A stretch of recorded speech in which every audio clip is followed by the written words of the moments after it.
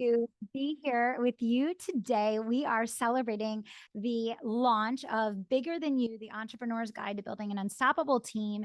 This week, we released the updated, expanded audiobook version of this script that I actually wrote over 7 years ago. And we brought it back and we designed today's masterclass in celebration and in elevation of you, the visionary leader and CEO, with our ever never ending quest to help you to elevate as a visionary leader in your market.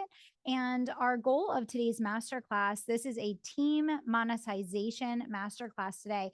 And basically what that means is I want to help you set a higher standard for what you are doing with your team to monetize their roles, to elevate their impact, and to get your business running like a lean, mean profit machine. So if you think you're in the right room and if you're interested in those outcomes for your business, give me a heck yeah in the chat. Come say hello. I'm so excited that you're here. I see we have people here from around the globe. Big welcome. Thank you for taking the time to be here with us today. I'm super excited to spend time with all of you.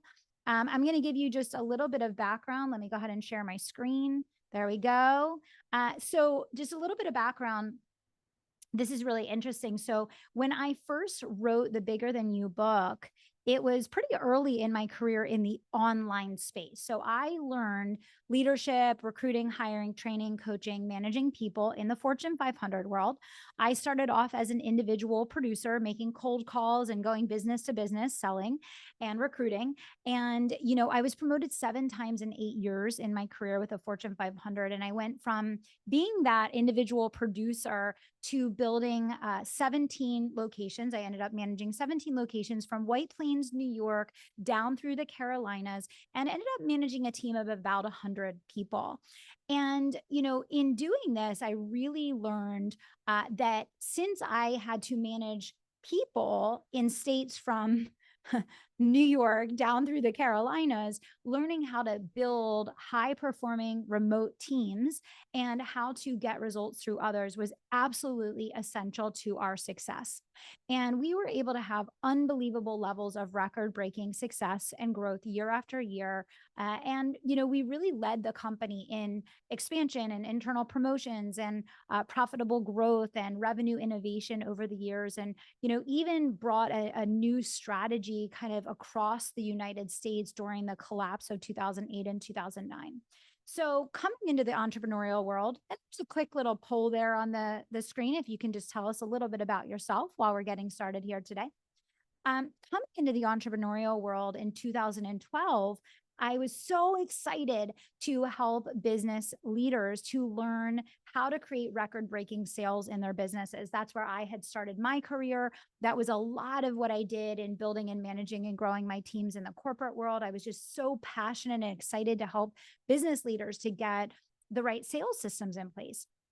Well, I quickly learned the hard way 2 important things. Number one, at that time, no one wanted to learn about sales. They only wanted to learn about marketing. So that was very interesting. I got my first big lesson in sell people what they want and give them what they need. And then the second big lesson that I learned was I was so excited to teach people how to put these great sales systems and, you know, build these championship sales teams. And I got into the entrepreneurial world and I learned entrepreneurs, for the most part, don't really do that. Most entrepreneurs burn out before they ever scale up because they actually don't understand how to build a championship team. And a lot of entrepreneurs do not have anyone in a revenue production role full-time in their organization. So I learned 2 big, hard lessons really quickly coming into the entrepreneurial space in 2012. Had to do a lot of pivoting of my own strategy to kind of get my bearings. But a couple of years in, you know, started building really successful coaching and consulting programs. My business is booming. It's growing. I'm building my own internal team. And I realized that the big block to entrepreneurs creating freedom is the fact that they burn out before they scale up because they don't have a winning team. And so I wrote the original manuscript of Bigger Than You 7 years ago. And I wrote that book as a playbook, a guidebook for people to learn how to build, grow, and retain A players, how to build a lean, mean profit machine, because you can't build a great company unless for and with other great people. Can I get an amen? You need to have great people in your organization in order to build a high growth, sustainable company. And that's number one. And number two is, if you want to have any freedom in your business, you need to have a winning team. There's no freedom without a team. And even if you learn how to acquire 500, 1,000, 10,000 customers, all that's going to do is make you work harder and longer hours and have more stress in your business and in your life, because now here you have all these customers to manage and there's no one to manage them, right? So I became obsessed with building scalable, self-led, sellable companies and teams. And we have spent the last however many years now helping entrepreneurs in the online space to build 6, 7, and 8-figure companies. I now have a portfolio of 6 companies, 5 that I own exclusively, 1 that I have a partner in. And we have autonomous, self-led teams in many of these companies. I play an active role in all of them in some way, shape, or form, but a lot of them have strong leadership now that run the day-to-day, most part without me. I'm still very young, so I love what I do, and I am not looking to, not be an active participant in my own businesses at this point. But I brought this book back. I brought this book back right now, and I recorded the new version that we released this week. And by the way, I want to say a huge thank you. Thank you to everyone that supported us, that got your copy on Audible. We hit #1 in leadership and management. We hit #1 in careers, business and careers. We hit #1 in leadership. And that's because of your support. So thank you so much to everyone that got their copy this week. But I re-recorded the new updated manuscript. I expanded it. I added 6 more bonus chapters. We built an entire vault of resources to go with it. And I'll tell you why. The reason why we did that right now is that 2025 is going to be a year where the leaders that lead are going to be the leaders that win. And this is a year where, more than anything, the strategy isn't going to radically shift from the standpoint of your core pillars of success, but how you lead absolutely has to. And a lot of people don't recognize or understand that leadership is just a set of skills.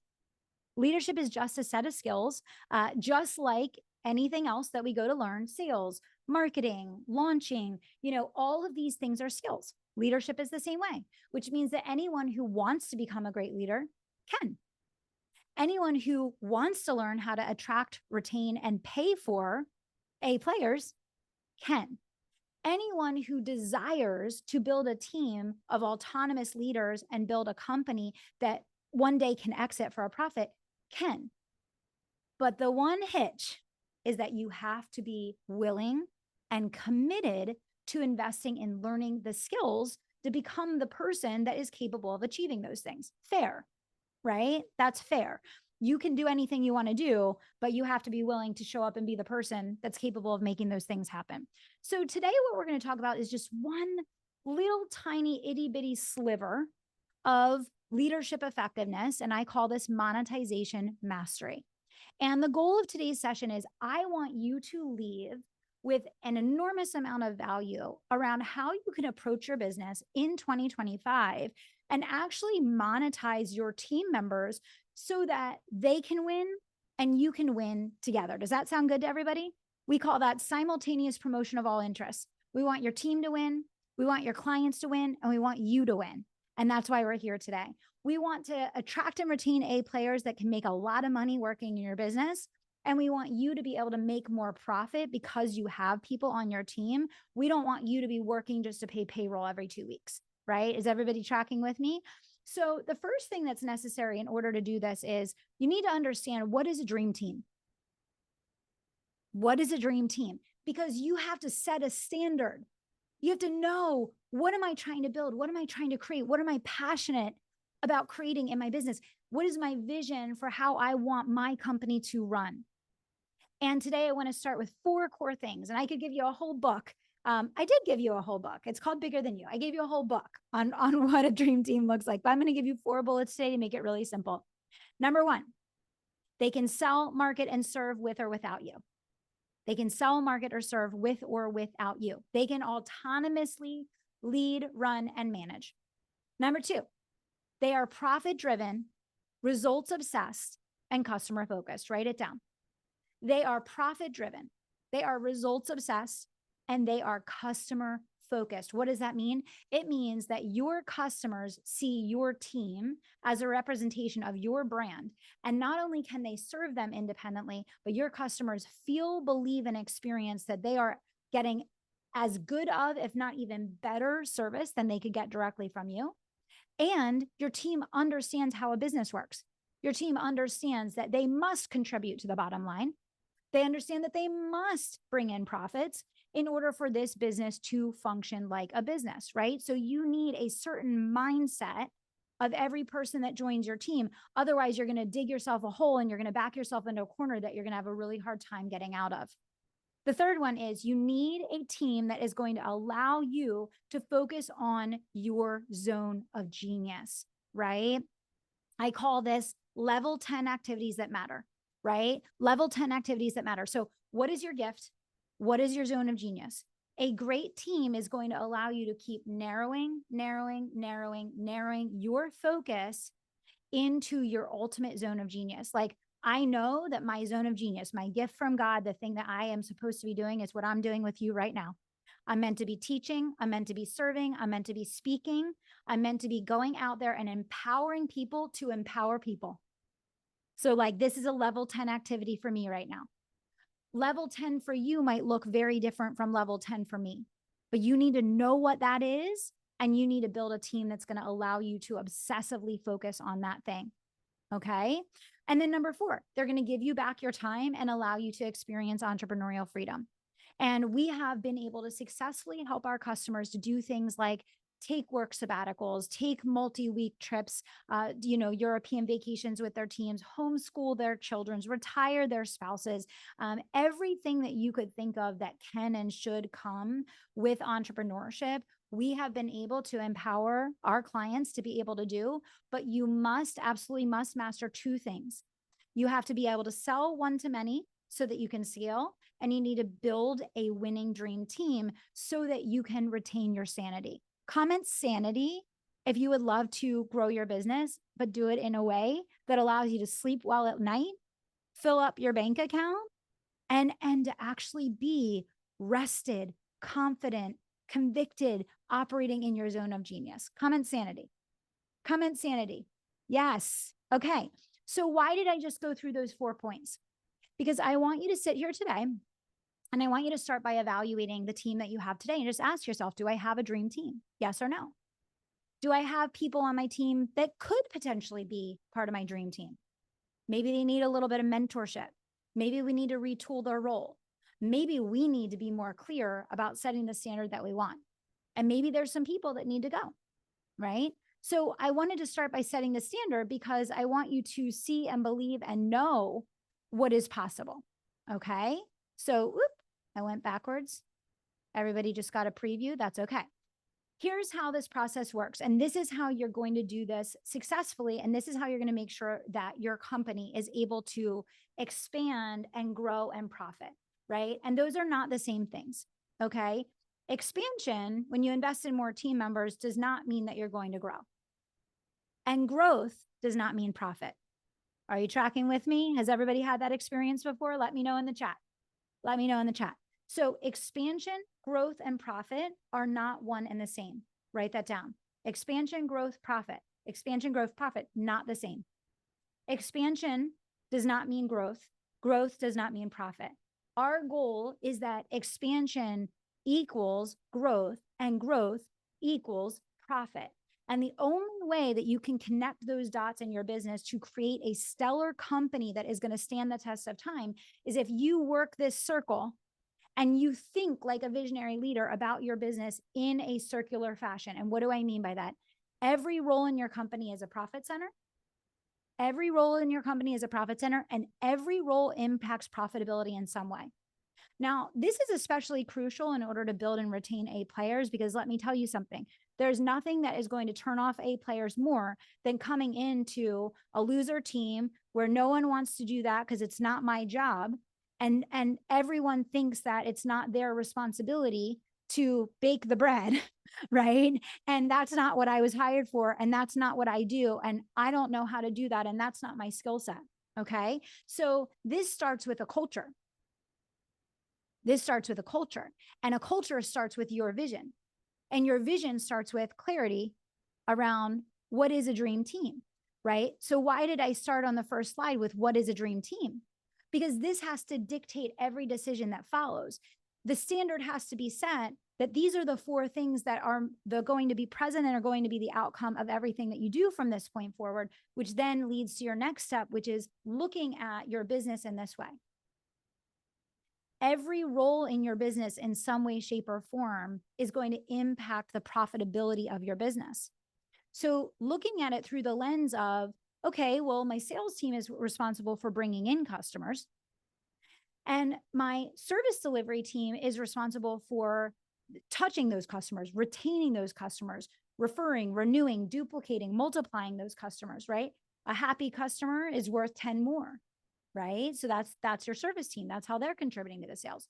But then there's the partnership between the service team and the operations team and the finance team, because together they're going to work on that multiplication and duplication, right? The finance team is going to be responsible for collections and making sure that they do the card reruns and making sure that, if someone falls off, that they get them back on track again, right? Your operations team is going to help you do cost savings and help you manage the customer journey and get your reporting right so that you know when someone's up for renewal. You know when someone's payment didn't go through and someone needs to make a phone call to get that customer back on track.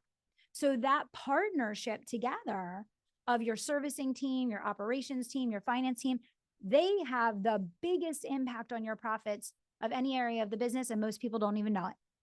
Most people don't even know it, because acquiring customers is one little sliver of how you grow, but multiplying and duplicating the customers that you have is where you 10x that. Okay. And of course, your marketing team is the front end of the engine. Most people aimlessly market.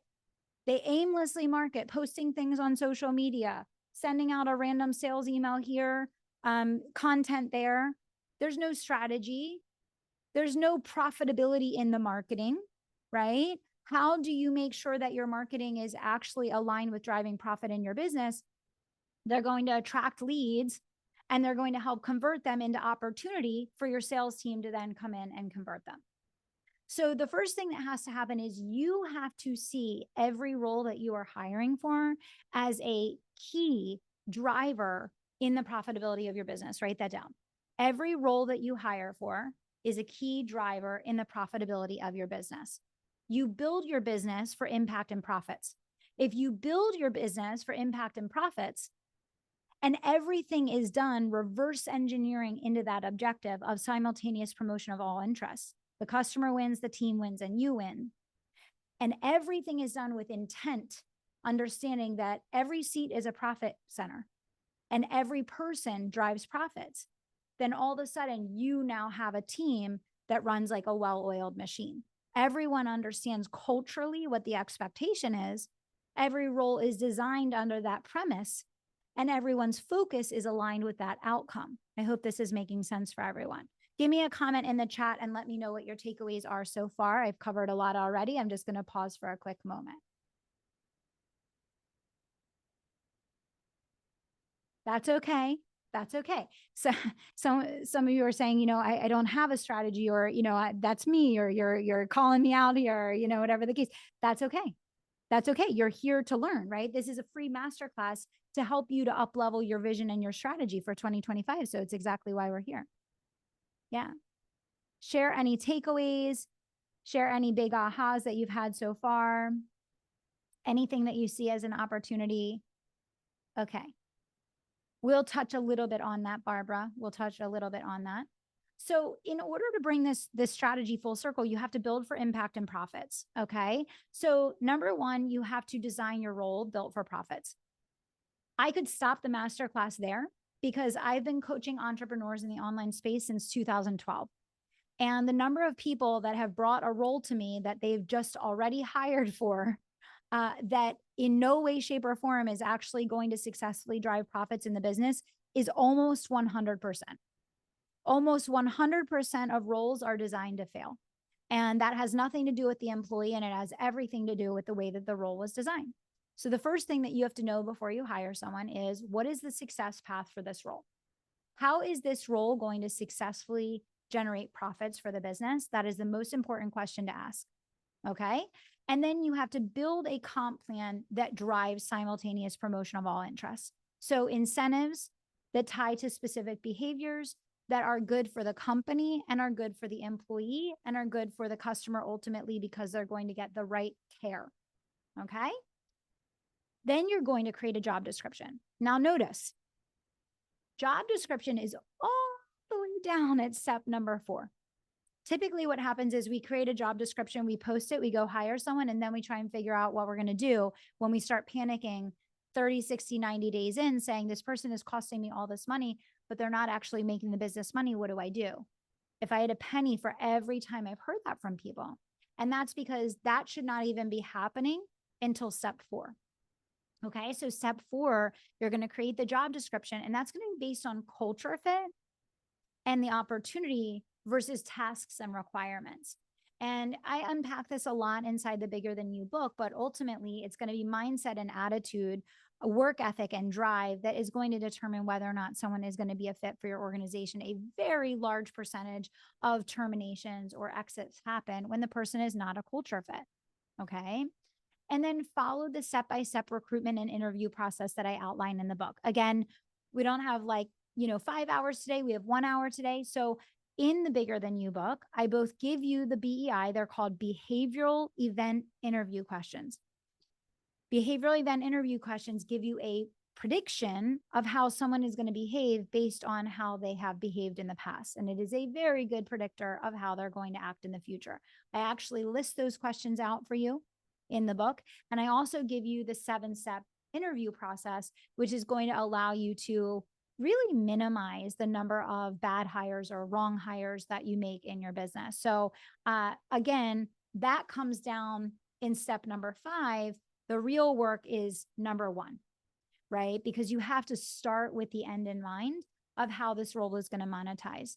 The other thing I'll say with that is, when we talk number 2, creating a success path with 1 to 3 repeatable tasks that you're going to have each person do each week. This is the most basic foundation of creating a sustainable business, is that if you want someone to focus on creating an outcome in your business, you need to have a success path for how that outcome can be achieved and how that outcome can be achieved over and over again. And so many times we bring people into our companies, into our businesses, and we want them to accomplish something, but there's really no clear roadmap for the what and the how, and it hasn't been battle tested. And so now you're bringing someone in to try and figure something out that you don't understand or that you haven't been doing. And now you're frustrated 90 days in that this person is not yet having success. If you want to make sure that the roles in your company are going to be successful, that process has to happen before they start in the role. Okay. So I've gotten a lot of questions about how do you incentivize? And you incentivize based on income and impact. So I am a firm believer in base salaries. I'm also a firm believer in helping our employees and teams to build multiple streams of income, just as an entrepreneur would. It's just they're going to build multiple streams of income inside your business versus outside your business in multiple products. Okay. So I gave you examples of the types of tasks that, you would align for people in various roles in the 5 core departments, right? So marketing, obviously you can build a comp plan around the number of calls inbound that they get booked on a weekly basis for your sales team from their marketing. You can, look at, from a marketing impact standpoint, how many people they get on your email list per month, or how many people they get to your Facebook group per month, right? You can also do some type of pool. For example, in one of my businesses, there's a pool that our marketing and our operations and our finance team get to participate in based on their support of the sales and service team. Okay. You can do short-term incentives. You can do long-term incentives. What do I mean by that? You can do a sprint. So we're sitting in, the kind of in between right? In between years right now. And so you may want to say, okay, I want to put in place a 90-day sprint for my team where we're going to focus on call bookings. So you can put a short-term incentive plan in place that is a 90-day plan where you say, for every qualified call booking that you get on my calendar for the next 90 days, you're going to get $50. And if that person converts, then you're going to get ABCXYZ, either a higher flat amount or maybe a percentage of the sale or whatever the case, right?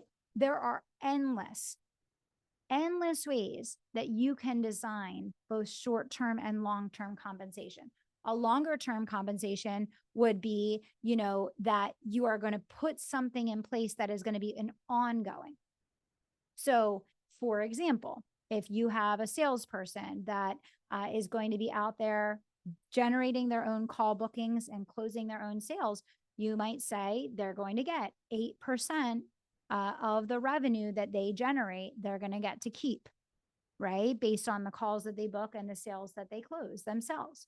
So that's a way that you can compensate salespeople, right? Operations is going to participate in onboarding, the client experience, the fluidity of communications, the reporting. I will tell you, one of the biggest gaps for most small businesses where they're losing the most money, it's on the back end of the business. So it's renewals, it's referrals, it's reactivations, it's upsells. And if you don't have good reporting and you don't have good organization, it's very difficult to deploy someone on the team to go out and manage those lists. Because if you don't have good reporting as to when people are coming up for renewal, when someone rolls off so that you can get a reactivation campaign going, what happens once a referral is received, right? So these are ways in which, for example, your operations team is going to play a big role in helping to support what it is that your sales team and your client servicing team are doing. And if you make it a point to directly align their incentives and their goals around that, it's going to make a huge difference in where you see them focus their time and in how quickly and how effectively your sales team and your service team are going to be at capitalizing on that opportunity. Okay. So there are endless ways, as I mentioned already, when we come to your service delivery team. Your service delivery team has the biggest impact on your profits because they determine if you retain your customer. They determine if you get results with your customer, if you get referrals, renewals, reactivations, right? They literally represent the brand to your customer because your customer's experience of the brand is them. So when you look at a bigger company, for example, when you look at a bigger company, they have an outside sales team, and the outside sales team is focused on new customers. And then they have an inside sales team, and they're focused on expanding and growing within and from existing customers. As a small business, your service team is your inside sales team. And you should be incentivizing and compensating them for what we call the 4 R's, which you can see down below there: referrals, renewals, retention, reactivations. Okay. And so you can have group bonuses, you can have individual bonuses. I can tell you, for example, our service delivery team, when a customer renews, we know that they are the person that is make or break in that renewal process. So in year 2, that big incentive that salesperson got for bringing them in year 2, if that customer delivery person is able to retain them, that big bonus, that big commission, that's going to move over to the service delivery person because they just did their job. They served that customer for a year and now they were able to retain them. Okay. So I know this is an area that a lot of you have a lot of questions on, and I'm trying to give various kind of examples of how this can look. Obviously, on the finance side of things, you want someone that's going to make sure that if a card declines, a lot of times with the fraud alerts now and with international customers, which we all do business internationally now, you're going to have a lot of card declines. And if you do not have a finance team that is on point and all over recapture, you're going to be losing a ton of money. And so you want to make sure that if you have someone in finance, that a big portion of their focus is going to be on recapture. Okay. So they can focus on collections. They can focus on recapture. They can focus on the communication back to the team of any changes of status in people's accounts and that type of thing. And obviously, as we talked about already, the operations and service and finance team, it's very much like a partnership because they each play a role in what happens with the customer after the point of sale. Okay. So every department in your company is going to be impacted or be impacting the service, retention, and acquisition of customers. And what we forget so often as business leaders and business owners is that, a business really only has two core functions, and everything else simply supports those two functions. And the two functions of a business are getting new customers and serving existing ones. Getting new customers and servicing existing ones. Those are the two functions of your business. And the goal of your business is to solve meaningful problems in the world where people feel like they got more out of it than what they paid for. So you have the goal of the business, and then you have the function of the people in your business. And the function of the people in your business is to serve your existing customers and to get more of them. So every single role in your company should tie directly to one of these two things. And if they don't, you're probably going to get yourself in a very sticky situation, because then what happens is it puts enormous amounts of pressure on you and maybe the one or two other people that are contributing. And it will become an unsustainable situation. And it does become an unsustainable situation for most businesses. That's why 85% of businesses go out of business, because maybe one or two people, a lot of times the business owner, is now trying to generate enough profit to support all these people that are not contributing to the profit. And no one can do that. No one can do that. And that is why if you want to have a sustainable business and you want to have high performance culture and high profits, you have to have a team that understands that everyone rows. Everyone rows. Everyone's oars in the water every single day. And that's just not a platitude or a cultural requirement. Your intent should be attracting people who are career focused and money driven. And if you're attracting people who are career focused and money driven, guess what? They're looking for a place where they're going to row because they want to grow. They're looking for a place where they're going to row because they want to grow. If I look at every A player on my team, they have a mission, vision, and goal in their own personal lives. They're here working in my company because they have vision and goal for their lives. They have really specific things that they want to accomplish that matter to them. Whether it's around investing, I have some people that are building a real estate portfolio. I have some people that want to do really specific things for their parents as they age. I have people that want to be investors in, other companies. Everyone has kind of their own vision for what they're doing, but you have to create a culture where that's the norm, not the exception.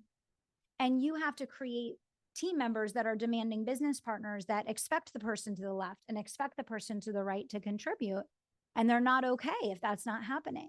So everyone then elevates together and everyone is able to grow, and everyone's able to grow because everyone's showing up to work and they're ready to row, right? It's a great way to think about it. So people are always asking me, like, what can I incentivize? How can I incentivize people? And I just gave you some simple examples here. And again, like I said, if you're not sure, obviously you can chat with my team. If you want to book a call with someone on the team, I'll talk to you about that later. But, what I would say is, like, you can always start off with very simple tests. I treat everything that we do all the time as a test. And you can gain data and get clarity that way. And then from there, you can make decisions about what you want to do next. So if you're not sure, you can always pilot an incentive program. You can pilot an incentive program for 90 days and you can see, one, does it drive the behavior that you want? And two, is it playing out the way that you wanted it to and the way that you hoped that it would? Okay. So I gave you examples under each of your core departments of things that you could, quote unquote, incentivize them for. Obviously, sales, new customer acquisition. service. We call it the 4 R's in the Care More model. And that's going to be your renewals, your referrals, your reactivations, your results, operations, cost savings, finance, win backs, recapture, collections, clean reporting, and marketing, lead generation, call bookings if it's high ticket, or direct conversion if it's low ticket. So again, I think that some of the pitfalls that people have around this is, one, they way overthink it. Two, they make it too complicated. And three, they change focuses all the time. And when you overthink it, make it complicated, and change focuses all the time, there's no way to create and sustain peak performance with your team. Your team has to know what's expected of them. They need to have absolute clarity around the things that you are measuring their performance about.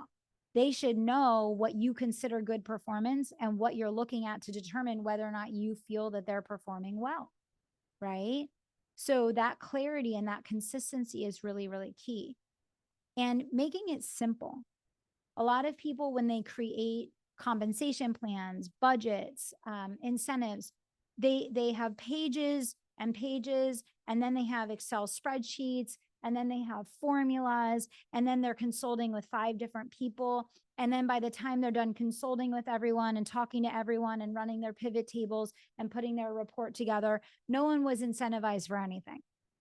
And no one's motivated to do anything because no one even understands what you're talking about. I would much rather see you leave this call and say, you know what, I'm going to run a 90-day pilot. And for the next 90 days, my marketing team's going to get, $100 for every time they book a call for my salespeople. Or I'm going to give my marketing team a goal of getting X number of organic leads booked for my next launch. And if they hit that number of organic leads, they're each going to get a bonus of A, B, C, X, Y, Z. Okay. I would love to see you say, okay, you know what? I know that my finance team hasn't been focused on recapture, collections, card reruns. We're going to look at what those numbers are, and I'm going to give them a number. And if they're able to get X amount in win backs in the next 30 days or turnarounds or recapture, they're going to get X percentage of that.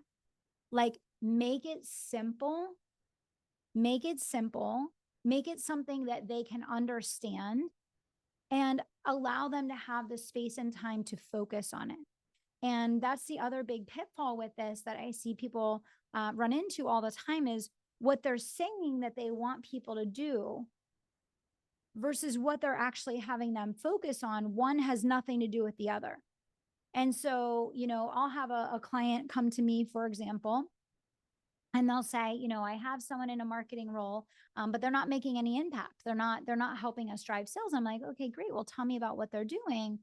And they'll tell me what they're doing. And I'm like, it was never going to generate sales because that's not the outline of what you've created here. That is not the path, right? So it's like the math has to math kind of thing.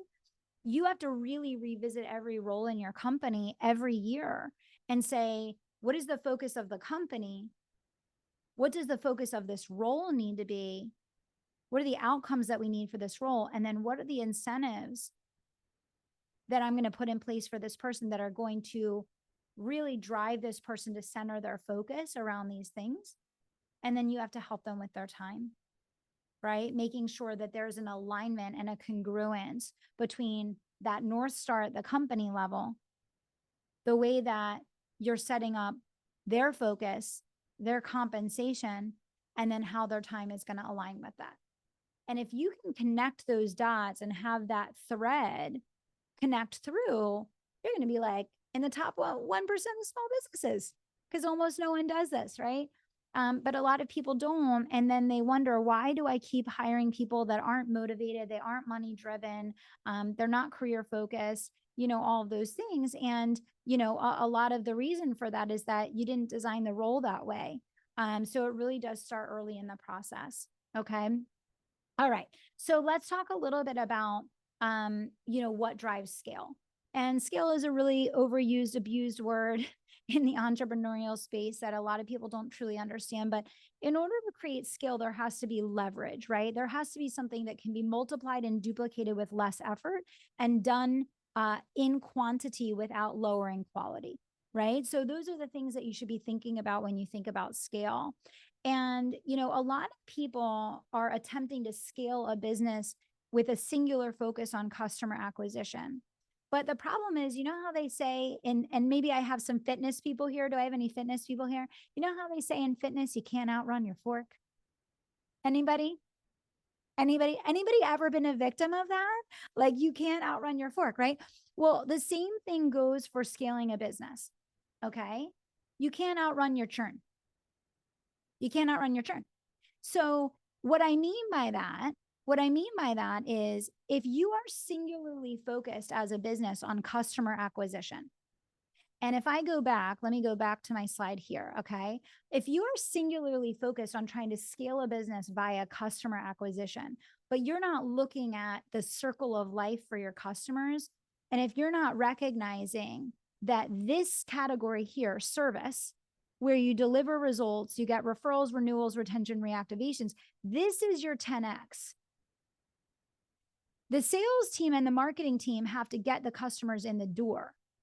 But then the operations team, the service team, and the finance team, they have to work together in partnership to not only keep that customer, but to multiply and duplicate that customer. And if you only focus on the front end, which is where people are obsessed, right? This was the whole reason why I wrote the Bigger Than You book, which you see there on your screen.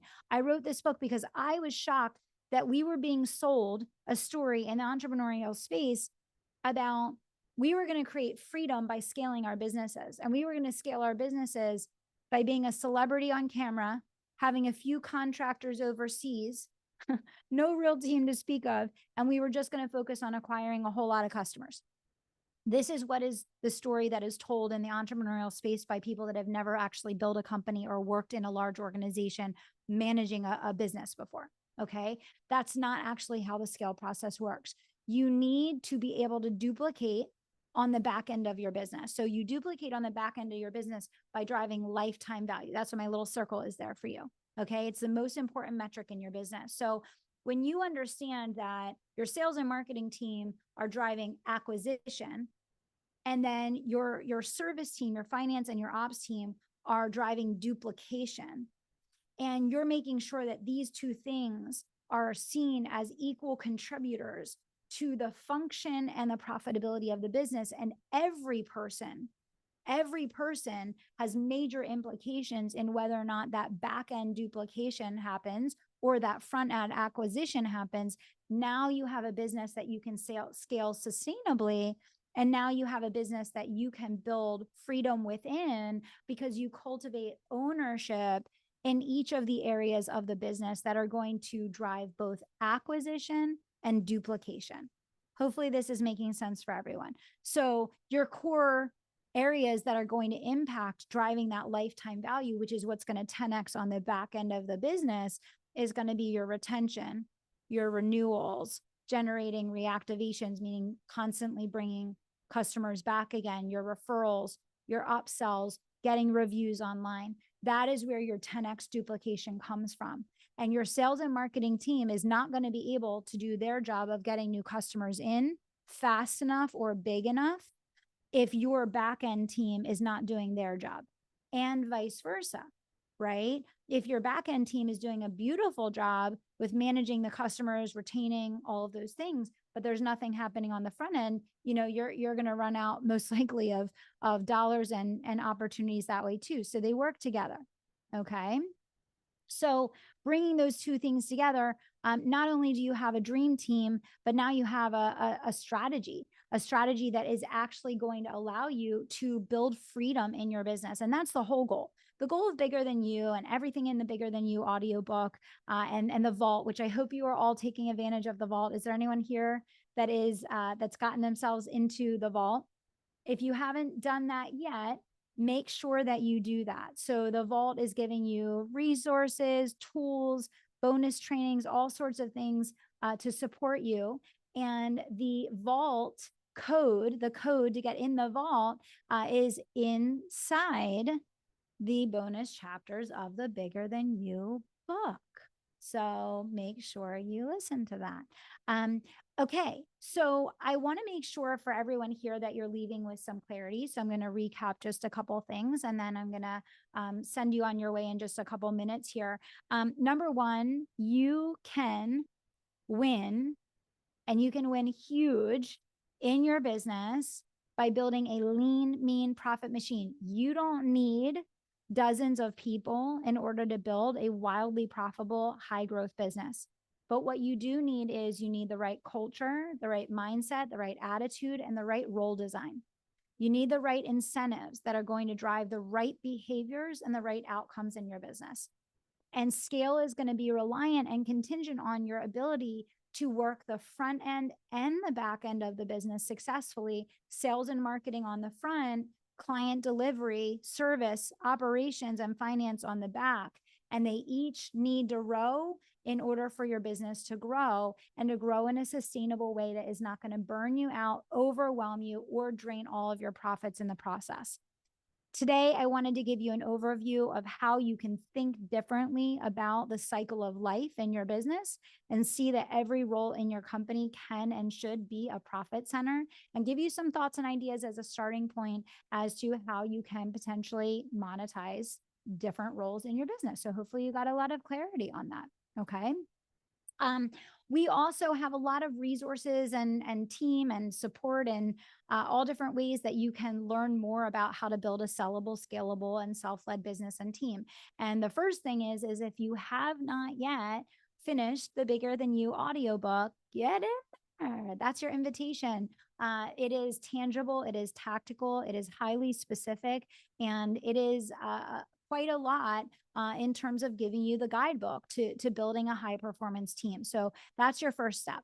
The second thing is, once you get into the bonus chapters and you kind of get the basics of what I'm covering in the book, then you want to get into the vault and start using the tools that go with it, right? And using the support materials. I definitely recommend that you actually listen to the book if you're going to access the vault, because the vault goes with the book. So you don't want to skip one to do the other. Okay.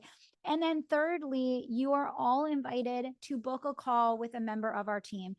You can come and book a call in the chat now if you would like to speak with a member of our team. As I mentioned already, I have 5 companies that I own exclusively. Each of them are focused and obsessed on one thing and one thing alone, and it's helping entrepreneurs like you to grow. We have all different types of support mechanisms, from coaching to community to an agency to a business school and everything in between. And there's no one size fits all.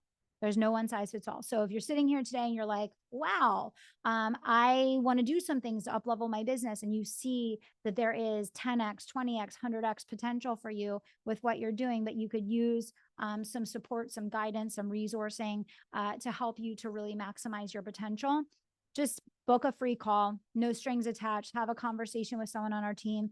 Chances are, and this is the feedback that we've gotten from people, you'll probably get more out of a free call with a member of my team than you would out of a paid call with someone from most of the programs that you've been in, just because our team has actually helped people to build 6 through 8 figure businesses, and they bring, a lot of context. They're not lightweights. They've been there, they've done it. A lot of them have built successful companies themselves, and they're excited to talk to you all and support you. So I will make sure that everyone that was here today gets a copy of the recording from this session if you want to go back through and get additional support.